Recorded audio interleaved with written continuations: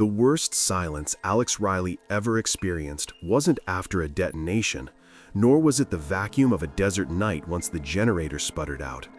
The worst silence was the one that swallowed the click of a spoon against a porcelain bowl 3 days after his final flight home. He sat at the polished oak table his father had made, the morning sun streaming through the bay window, illuminating the dust motes dancing in the air. A trivial, perfect civilian spectacle. His wife, Sarah, was standing at the counter, her back to him, focused on making coffee. His 4-year-old daughter, Lily, was drawing on the floor, humming a tune that sounded impossibly simple and careless. Alex tried to eat the Cheerios. He lifted the stainless steel spoon, heavy and cold, and the moment the tip of it scraped the bottom of the bowl, a sound so tiny, so domestic, it hit his eardrums like a concussive blast. He froze. Every single nerve ending in his body, tuned for 7 years to filter out all noise except the imminent, life-threatening anomalies, the subtle shift in engine RPM before an ambush, the low-frequency hum of a remotely triggered device, the unnatural quiet that signals a perimeter breach, screamed at him, "That sound is wrong." It wasn't the sound itself, it was the unbearable context of the sound.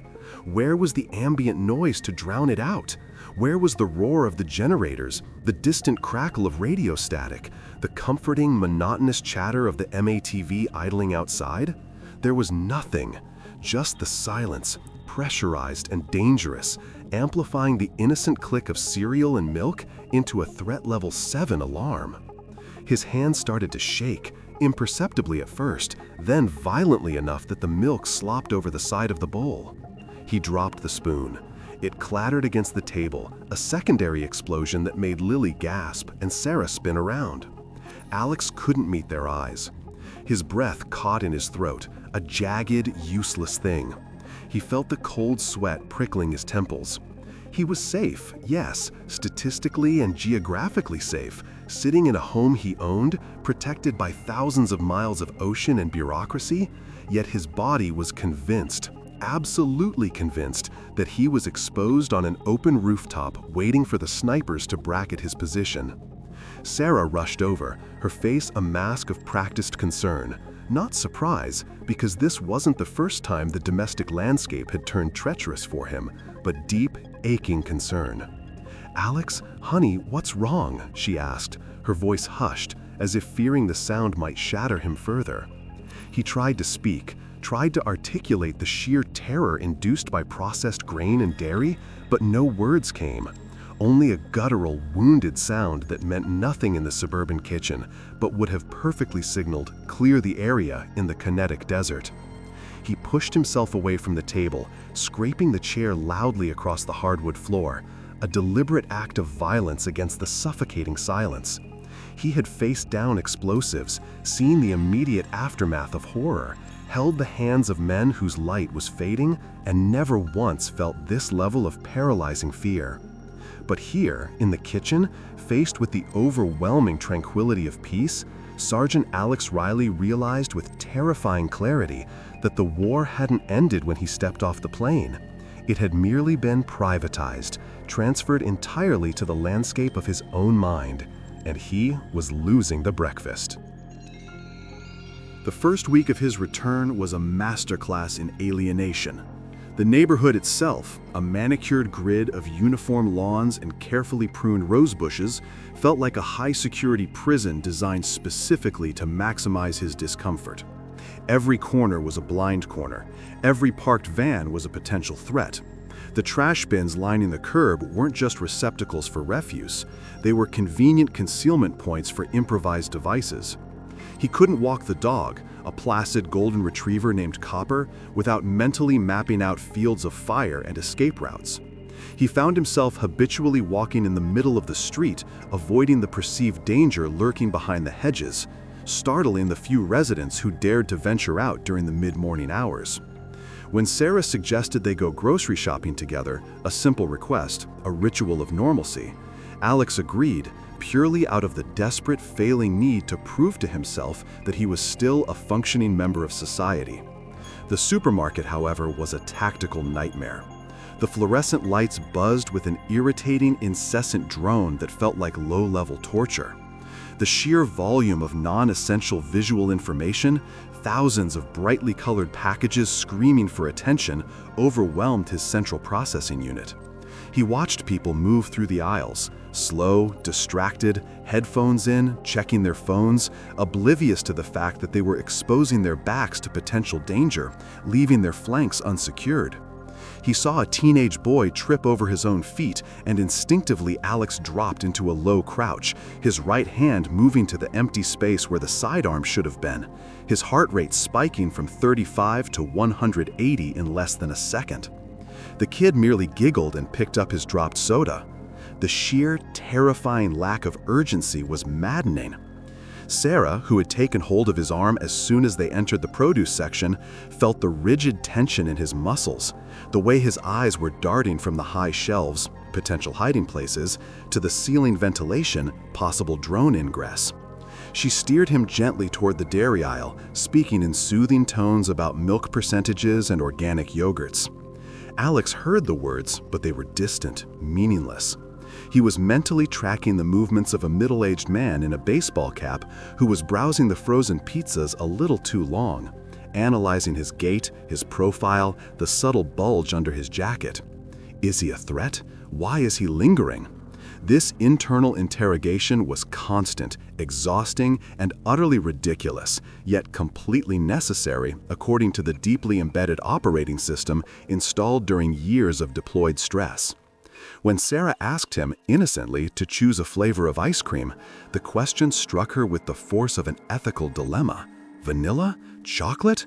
The choices felt infinite, paralyzing.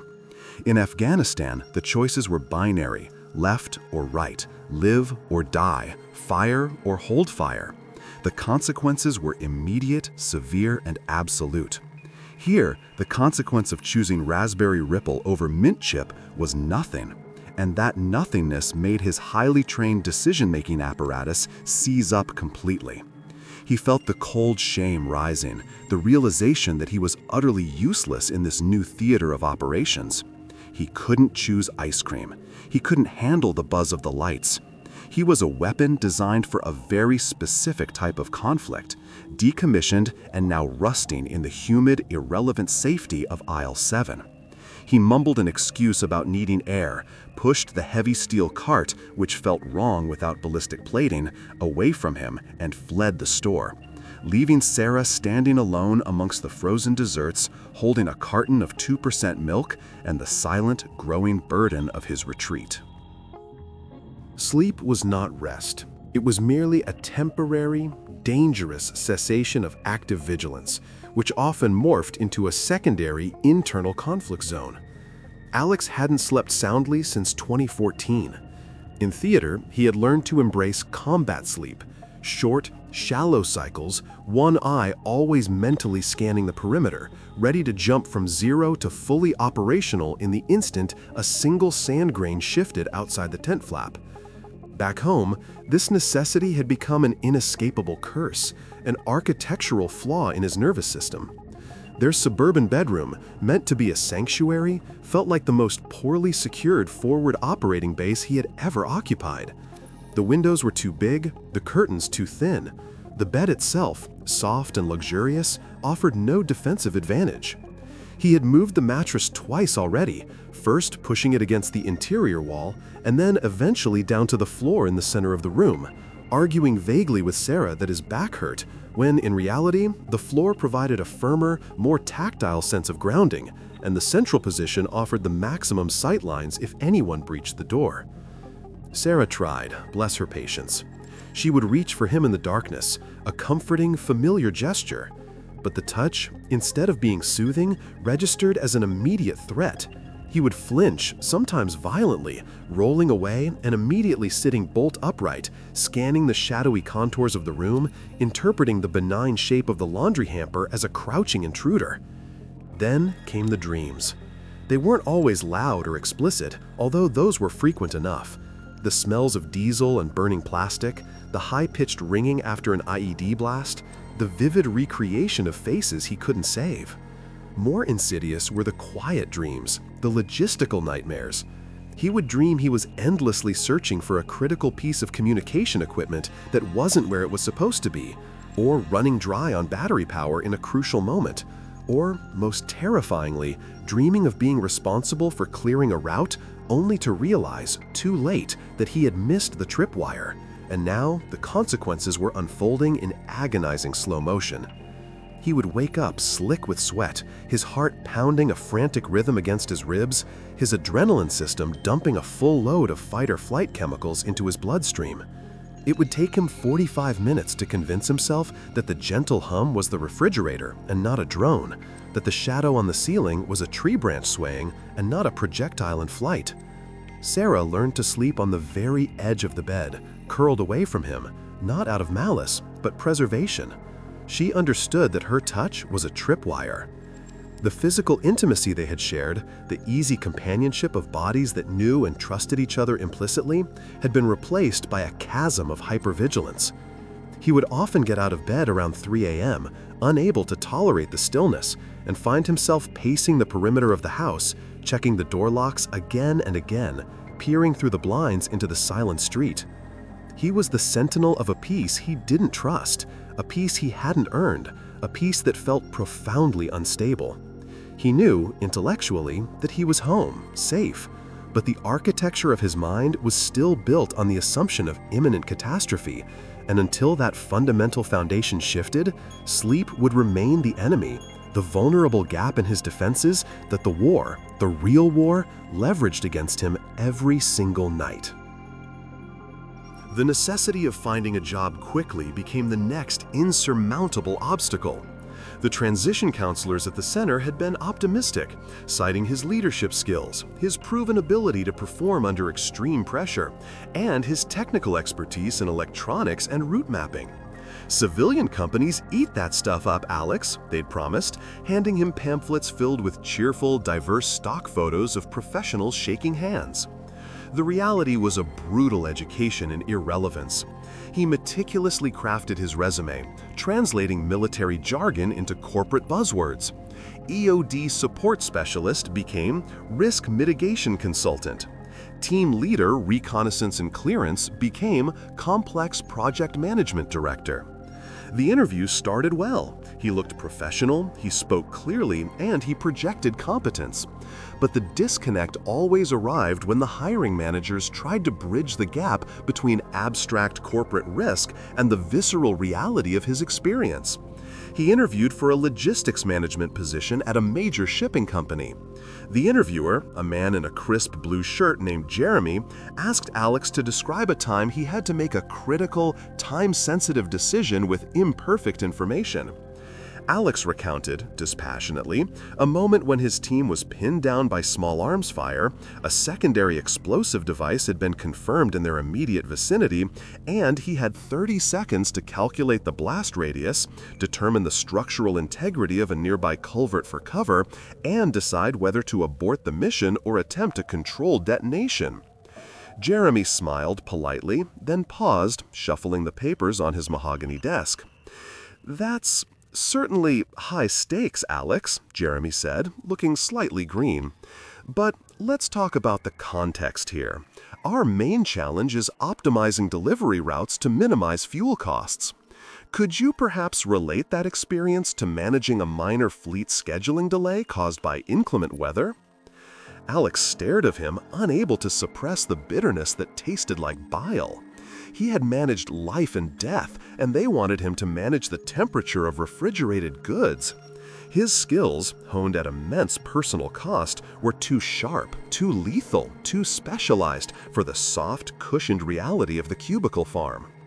He realized his resume was essentially a document detailing why he was uniquely qualified to handle things that would never, ever happen in their office park. He spent days wrestling with online applications that demanded he quantify his soft skills and provide references who could attest to his ability to foster a harmonious workplace environment. Harmony? He remembered the harmony of coordinated suppressing fire. He remembered the harmony of absolute shared purpose, where the only goal was survival and mission completion. He began to feel like an antique artifact, highly valuable in its original context, a museum piece, but utterly useless for contemporary application. The worst part was the insidious shame. He, the man who had led teams through kinetic chaos, was failing at the simple, fundamental task of providing for his family in peace. He was a drain, an expense, a liability. The government had given him a medal and a handshake, but the society he had served didn't know what to do with the consequence of that service, leaving Alex stranded on the shore of civilian life, a highly trained swimmer afraid to wade into the shallow end of the pool. The financial stress, coupled with the crushing realization of his professional obsolescence, pushed Alex to the edge of an internal precipice he hadn't known existed. This wasn't the immediate danger of being shelled. This was the slow, erosive decay of self-worth. He started retreating entirely.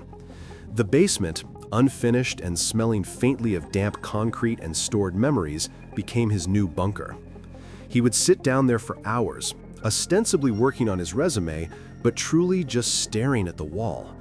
The silence of the enclosed space marginally more bearable than the chaotic noise of the world above.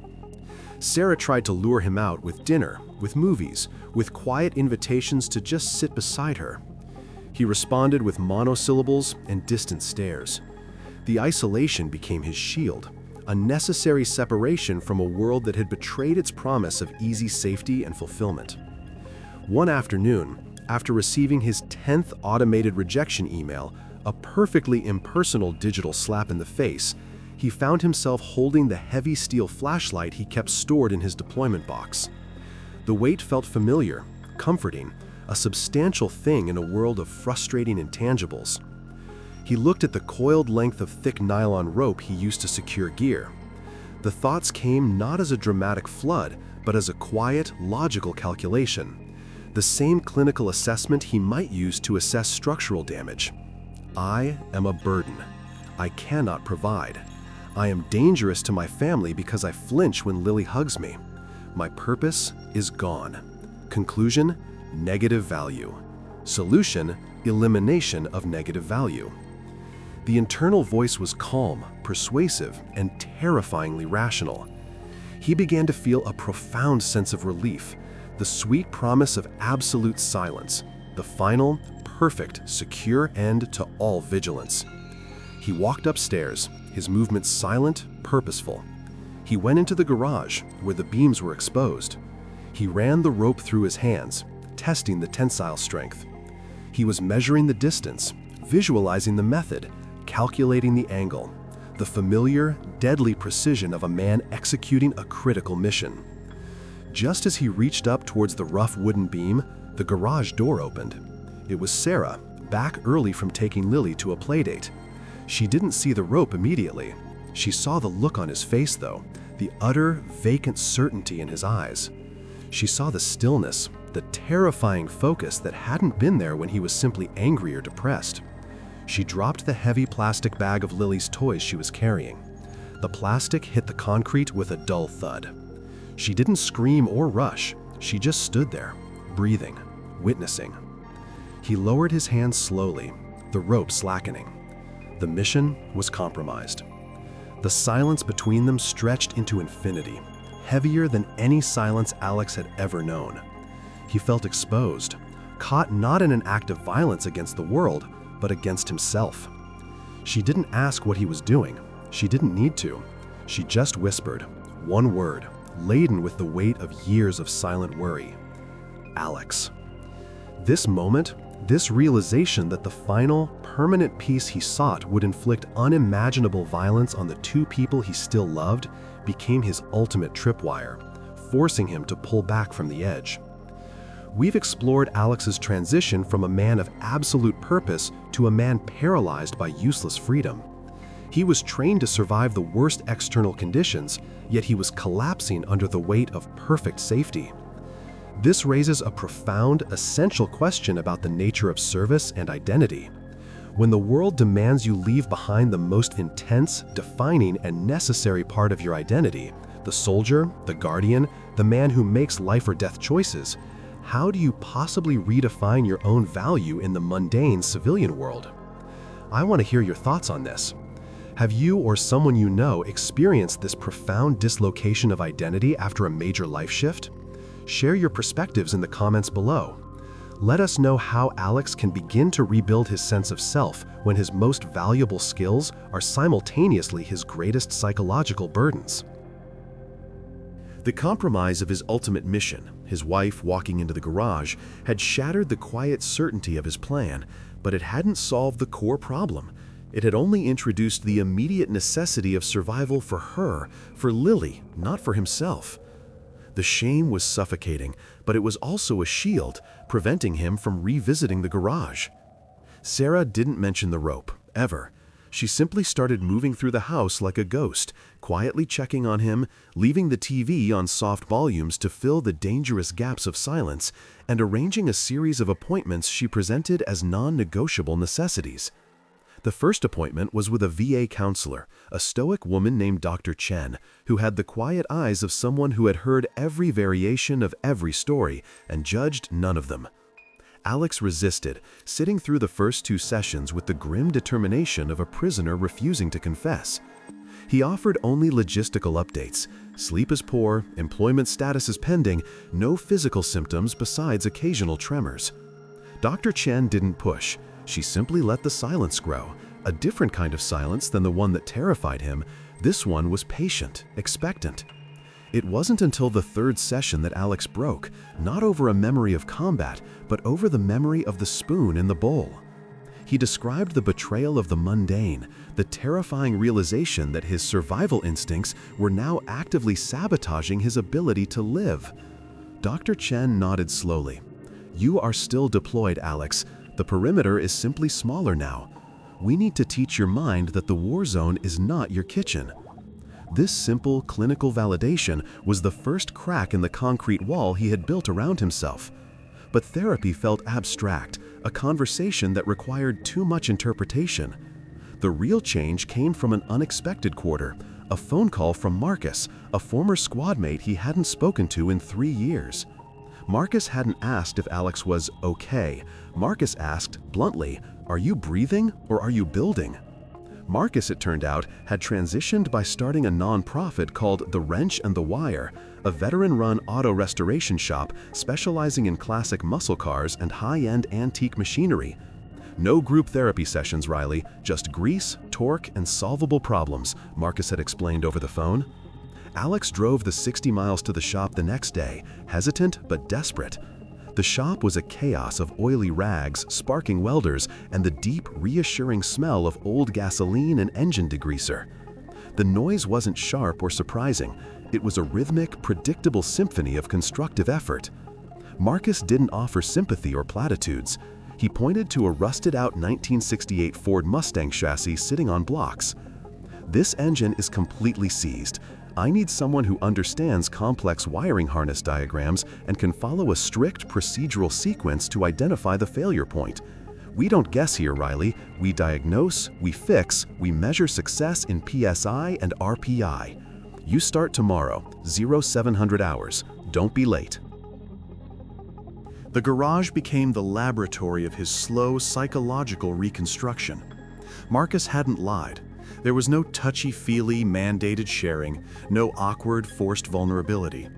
There was only the hard, unyielding reality of metal and machinery. The problems in the shop were finite and solvable, a blessed relief after the infinite, amorphous anxieties of his home life. If the engine wouldn't turn over, there was a reason: a clogged fuel line, a corroded battery terminal, a timing belt slipped by a single tooth. The feedback was immediate and absolute. You turned the key, and the engine either roared to life or it failed. There were no emotional gray areas, only engineering certainty. Alex, who had spent years interpreting faint seismic shifts and the chemical signatures of explosive residue, found the diagnostic process deeply satisfying. His hypervigilance, once a paralyzing liability, was suddenly an asset. He noticed the minute imperfection on a piston head, the hairline crack in a manifold that others missed.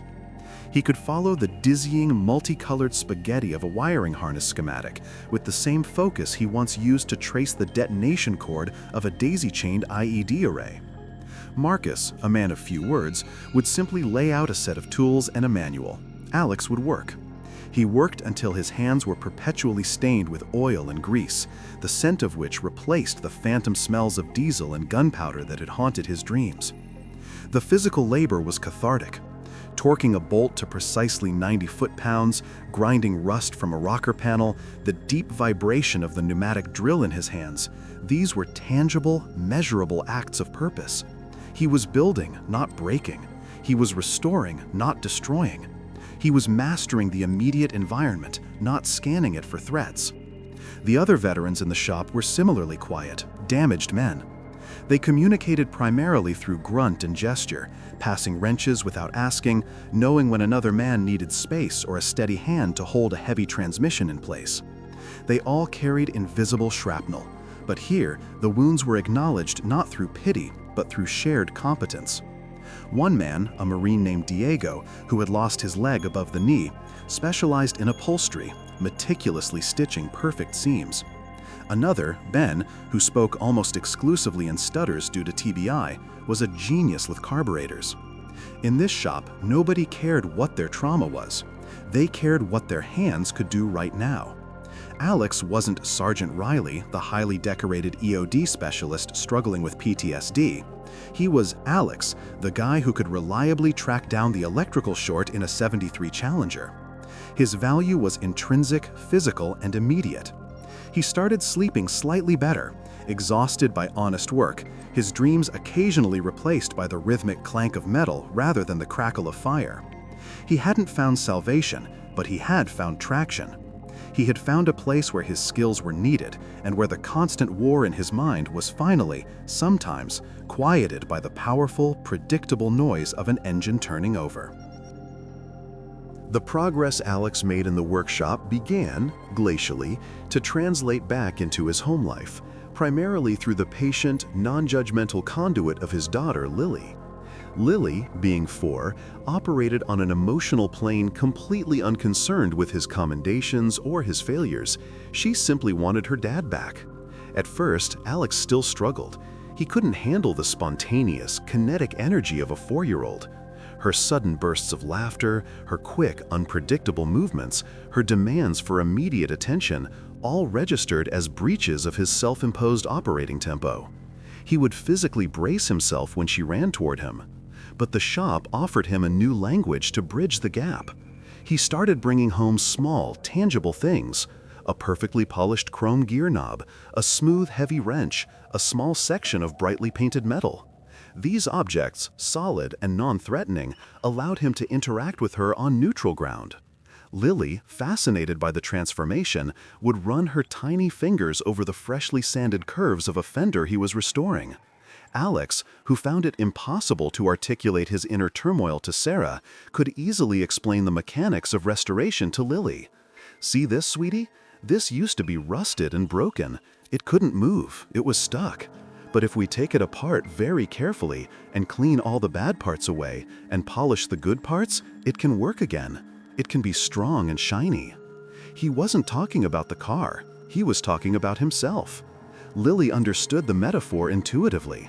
She started drawing pictures not of princesses, but of muscle cars with incredibly complicated, color-coded engine diagrams.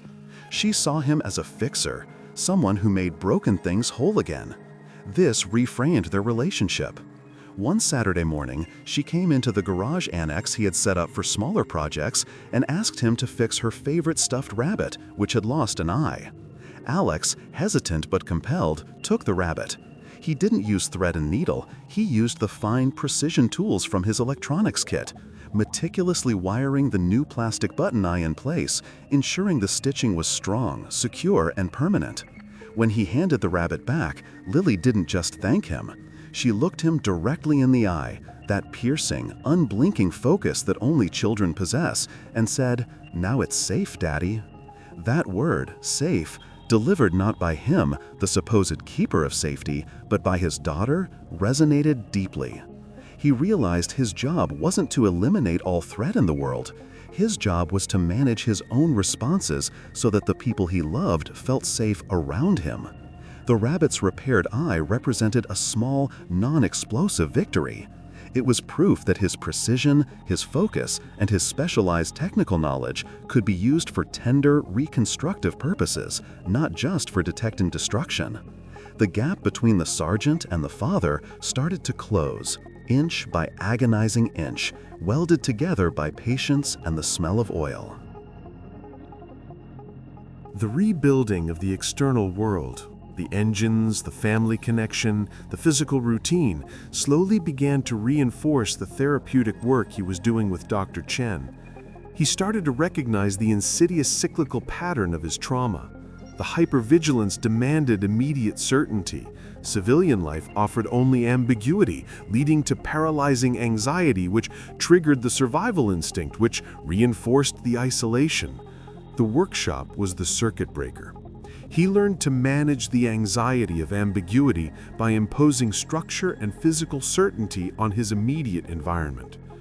He started to apply the wrench rhythm to other aspects of his life. If the kitchen felt overwhelming, he would approach organizing the pantry with the same deliberate, step-by-step procedure he used to rebuild a carburetor. Diagnosis: clutter and lack of organization. Solution: clear the zone, sort by type, impose strict structural guidelines, labels facing forward, heavy items at the bottom.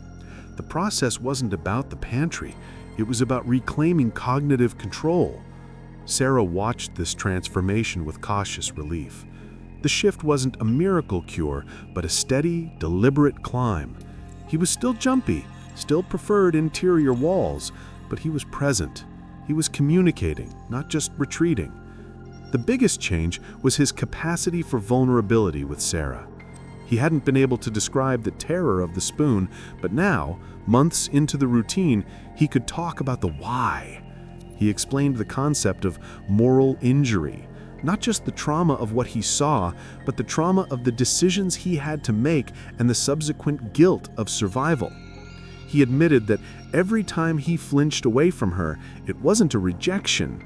It was an involuntary defense mechanism against the possibility of failing to protect her, a primal urge to create distance so that, if the imaginary catastrophe struck, she wouldn't be caught in his blast zone. Sarah, armed with this context, stopped taking his retreats personally. She started responding not with attempts to fix him, but with calm presence, recognizing that he needed a safe harbor, not a rescuer. One night, instead of retreating to the basement after a particularly vivid nightmare, Alex stayed in bed. He didn't touch her, but he allowed her to rest her hand gently, non-threateningly, on the blanket near his foot. The physical connection was minimal, but the symbolic trust was immense. He was allowing an unsecured civilian into his perimeter. He knew the war against the scars would last his lifetime, but he realized that he didn't have to fight it alone. He and Sarah were learning to operate as a new kind of two-person unit, where her mission was not to protect him from the world, but to help him protect himself from the residual warfare raging inside his head. As Alex solidified his own foundations, the inevitable transition occurred. He moved from being the recipient of help to the dispenser of it. Marcus, shrewdly, began assigning Alex to mentor the fresh arrivals at The Wrench and the Wire, younger guys, usually only 6 months out, looking exactly like Alex had looked in the garage that first day, vacant, coiled, and carrying the overwhelming weight of useless expertise. The first man Alex was assigned to was a 23-year-old infantry veteran named Cody, who had come back with a shattered knee and a refusal to acknowledge that he was struggling. Cody was quiet, aggressive, and kept trying to find reasons to quit. Marcus had simply told Alex, "Show him the wiring harness on the '57 Chevy. It's gotta go short. He's going to get frustrated. Don't fix it for him. Just sit there and breathe." Alex understood. The task wasn't to fix the ghost short. It was to keep Cody engaged long enough for the structure of purpose to take hold. Alex didn't offer advice about therapy or feelings. He offered absolute, undeniable facts about the engine. "Cody, the coil is getting 12 volts here, but only 9.8 here. Don't look at the whole car. Look at this millimeter of corrosion.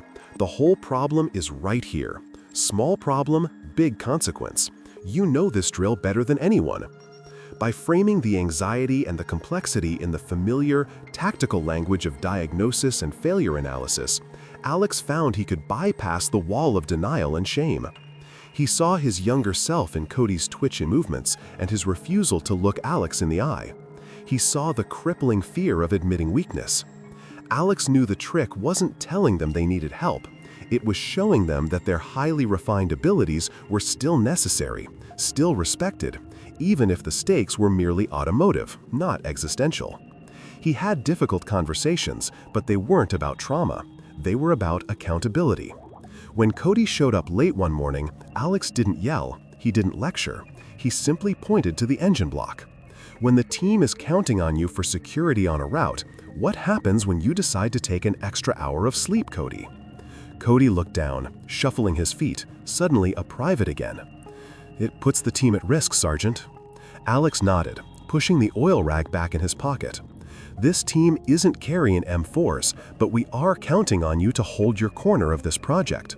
If we miss the deadline on this job, that means we lose money that pays for the next guy who walks in here broken. Your job here matters. Don't cheapen it with civilian sloth. You're better than that." It was a command rooted in shared military values: discipline, accountability, and mission focus, and it was infinitely more effective than any expression of pity. By holding Cody to the high standard of the soldier, Alex was simultaneously holding himself to the same standard of resilience and leadership. He was actively demonstrating that purpose wasn't something granted by deployment orders. It was something actively created and maintained every day with every turn of the wrench.